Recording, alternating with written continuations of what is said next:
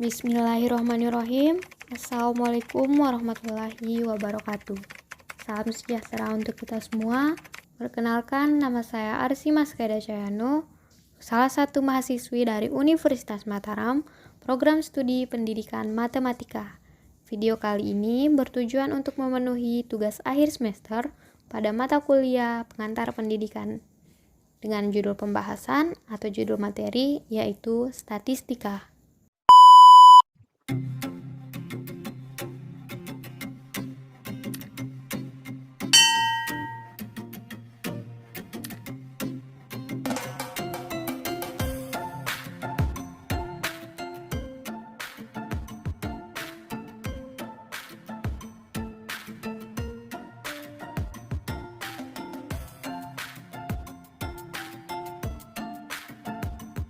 Statistika adalah metode atau sebuah ilmu yang mempelajari tentang bagaimana cara mengumpulkan, merencanakan, menginterpretasikan, dan menganalisa data.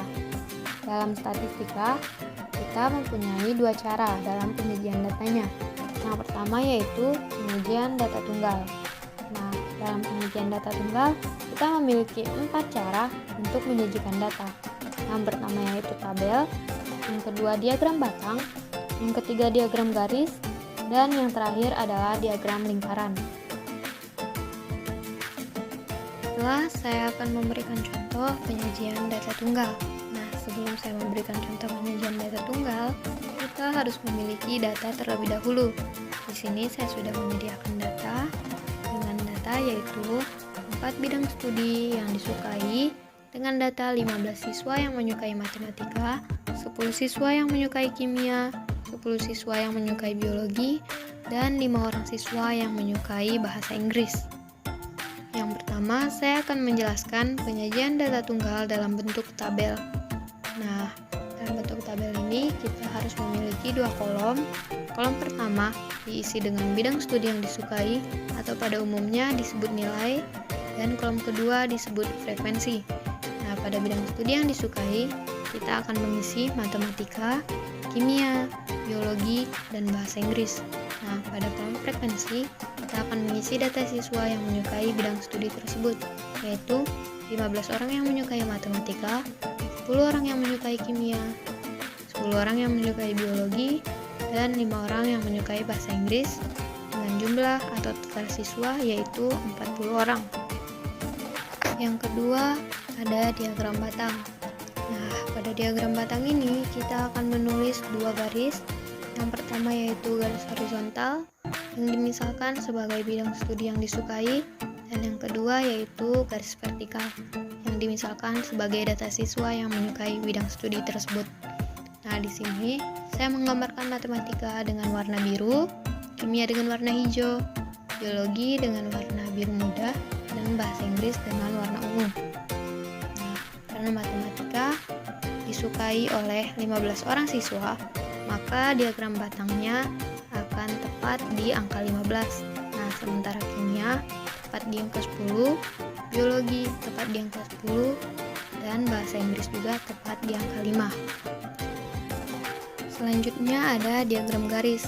Tidak jauh beda dengan diagram batang, diagram garis juga memiliki 2 sumbu, yaitu pertama garis horizontal yang dimisalkan sebagai bidang studi yang disukai, dan garis vertikal yang dimisalkan sebagai data yang menyukai beberapa bidang studi tersebut. Nah, bedanya dengan diagram batang sebelumnya, diagram garis digambarkan dengan garis. Dengan matematika di garis tepat di angka 15, kimia di angka 10, biologi di angka 10, dan bahasa Inggris di angka 5. Yang keempat ada diagram lingkaran. Berbeda dengan kedua diagram sebelumnya, diagram lingkaran digambarkan dengan angka persenan. Nah, pada diagram lingkaran ini, saya menggambarkan matematika dengan warna biru, kimia dengan warna merah, biologi dengan warna biru, dan bahasa Inggris dengan warna ungu. Nah, pada persenan ini, kita akan memakai rumus sudut A sama dengan banyak A per banyak seluruh data dikali 360 derajat. Nah, kita akan mendapatkan matematika dengan 37,5%, kimia 25%, biologi 25%, dan bahasa Inggris 12,5%. Selanjutnya ada penyajian data berkelompok. Nah, pada penyajian data berkelompok ini, kita juga dapat 4 bentuk. Yang pertama yaitu tabel distribusi frekuensi, yang kedua histogram, yang ketiga poligon, dan yang keempat yaitu frekuensi kumulatif. Nah, sebelum kita lanjutkan ke penyajian data berkelompok, kita harus mengetahui dulu bagian-bagian yang diperlukan untuk membuat tabel distribusi frekuensi dan lainnya. Yang pertama ada kelas. Kelas adalah kelompok data atau variabel dari suatu data acak. Yang kedua yaitu batas kelas. Batas kelas merupakan nilai yang berada pada tepi bawah atau atas suatu kelompok. Nah, yang ketiga ada tepi kelas, yaitu batas kelas yang sebenarnya terdiri dari batas bawah dan batas atas kelas yang sebenarnya. Selanjutnya ada titik tengah kelas. Titik tengah kelas yaitu nilai yang mewakili kelasnya. Selanjutnya ada interval kelas. Interval kelas adalah selang yang memisahkan antara satu kelas dengan kelas lainnya. Nah, yang selanjutnya ada panjang interval kelas. Panjang interval kelas adalah jarak antara tepi atas dan bawah kelas. Yang terakhir ada frekuensi kelas. Nah, frekuensi kelas yaitu banyaknya data yang termasuk ke dalam kelas tertentu. Sama seperti penyajian data tunggal sebelumnya, penyajian data berkelompok juga membutuhkan mentahan data. Nah, di sini saya sudah menyiapkan mentahan data dengan nilai paling kecil yaitu 25 dan nilai paling besar yaitu 94. Saya juga sudah mengurutkan dari nilai yang paling kecil hingga nilai data yang paling besar. Nah, setelah kita urutkan data-data tersebut, kita akan masuk ke contoh penyajian data berkelompok. Nah, penyajian data berkelompok yang pertama yaitu tabel distribusi frekuensi. Tabel distribusi frekuensi adalah sebuah daftar, tabel, atau diagram yang menunjukkan frekuensi berbagai kejadian dalam suatu sampel. Nah, di sini saya sudah menyiapkan satu tabel dengan 3 kolom, di mana kolom pertama dinamai dengan kelas, kolom kedua interval kelas, dan kolom ketiga frekuensi. Nah, di sini kita dapat 7 kelas dengan interval kelasnya yaitu 10, frekuensi disesuaikan dengan data sebelumnya. Nah, kelas pertama yaitu interval kelasnya ada 25 sampai 34 dengan frekuensinya adalah 6 sesuai data sebelumnya. Kelas kedua yaitu 35 sampai 44 dengan frekuensi 8 sesuai dengan data sebelumnya. Kelas ketiga yaitu 45 sampai 54 ada 11 frekuensi sesuai dengan data sebelumnya. Kelas keempat 55 sampai 64 ada 14 frekuensi sesuai dengan data sebelumnya, dan seterusnya hingga memenuhi 65 data. Yang kedua yaitu histogram. Histogram adalah tampilan grafis dari tabulasi frekuensi yang digambarkan dengan grafis batangan sebagai manifestasi data binning. Nah, di sini kita sudah mendapatkan tepi bawah kelas untuk mendapatkan histogram.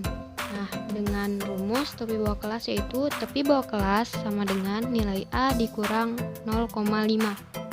Sama seperti diagram batang dari penyajian data tunggal, histogram juga digambarkan secara diagram batang. Histogram juga memiliki dua garis. Yang pertama ada garis horizontal yang dimisalkan sebagai tepi bawah kelas dan garis vertikal sebagai banyak datanya. Yang ketiga ada poligon. Poligon adalah grafik dari distribusi frekuensi tergolong suatu variabel. Tampilan poligon berupa garis-garis patah yang diperoleh dengan cara menghubungkan puncak masing-masing nilai tengah kelas. Nah, di sini kita sudah menemukan titik tengah kelas. Titik tengah kelas dirumuskan dengan titik tengah sama dengan setengah dikali batas bawah ditambah batas atas, sehingga kita mendapatkan data-data seperti di tabel. Jika histogram sama seperti diagram batang di penyajian data tunggal, maka poligon sama seperti diagram garis pada penyajian data tunggal, juga memiliki garis horizontal sebagai titik tengah kelas dan garis vertikal dilambangkan sebagai frekuensinya. Nah, garisnya disesuaikan dengan data sebelumnya. Dan yang terakhir yaitu frekuensi kumulatif. Frekuensi kumulatif adalah jumlah akhir atau jumlah terbaru semua frekuensi sampai mencapai batas tertentu dalam sebuah kumpulan data. Dalam frekuensi kumulatif, kita memiliki dua ogive. Yang pertama, ogive positif. Nah, ogive positif ini didapatkan dari data frekuensi kumulatif kurang dari tepi atas. Nah, kita bisa lihat di situ sudah ada data frekuensi kumulatif kurang dari tepi atas. Data ogive positif tidak jauh beda dengan poligon sebelumnya. Ogive positif juga dilambangkan dengan diagram garis. Nah, sama seperti poligon, dia juga memiliki dua garis yang sama dan masih sama fungsinya. Bedanya, ogive positif ini memiliki garis yang arahnya selalu mengarah ke atas. Selanjutnya yaitu ogive negatif. Nah, ogive negatif ini didapatkan dengan data frekuensi kumulatif lebih dari tepi bawah. Nah, di sini sudah ada data frekuensi kumulatif lebih dari tepi bawah. Jika ogive positif dilambangkan dengan garis yang selalu grafiknya ke atas, nah ogive negatif dilambangkan dengan garis yang grafiknya selalu turun ke bawah. Mungkin hanya itu penjelasan untuk penyajian data berkelompok. Selanjutnya, saya akan menjelaskan pengertian dari mean, median, modus, kuartil, desil, dan persentil. Yang pertama ada mean.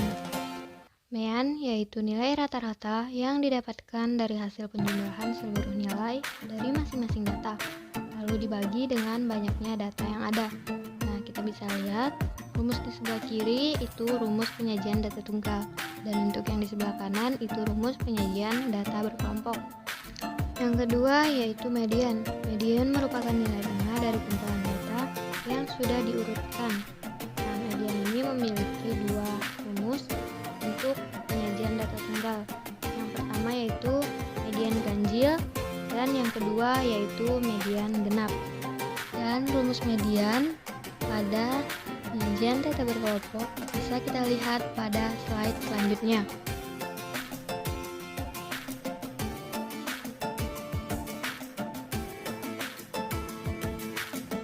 Yang ketiga yaitu modus. Modus yaitu data atau nilai yang sering muncul atau yang mempunyai jumlah frekuensi paling banyak. Pada penyajian data tunggal, kita tidak memerlukan rumus, tapi kita langsung menentukan saja frekuensi yang paling banyak, berarti itu adalah modus dari penyajian data tunggal. Untuk modus penyajian data berkelompok, ada rumusnya sebagai berikut.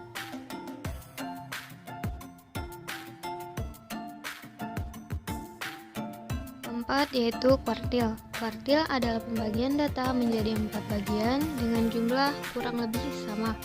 Nah, pada kuartil penyajian data tunggal, kita memiliki dua rumus. Yang pertama pada rumus yang ganjil dulu, dan ada yang genap juga, sama seperti median sebelumnya. Untuk rumus kuartil pada penyajian data berkelompok, kita bisa lihat pada slide selanjutnya.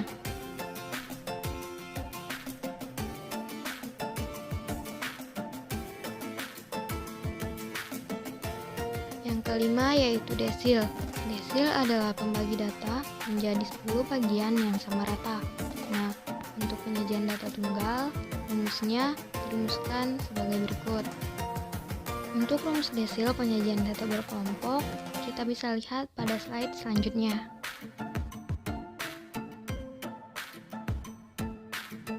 Nah, yang keenam atau yang terakhir yaitu persentil.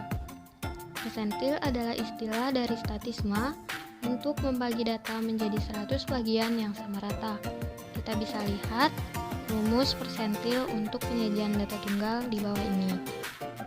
Dan rumus persentil untuk penyajian data berkelompok kita bisa lihat di slide selanjutnya.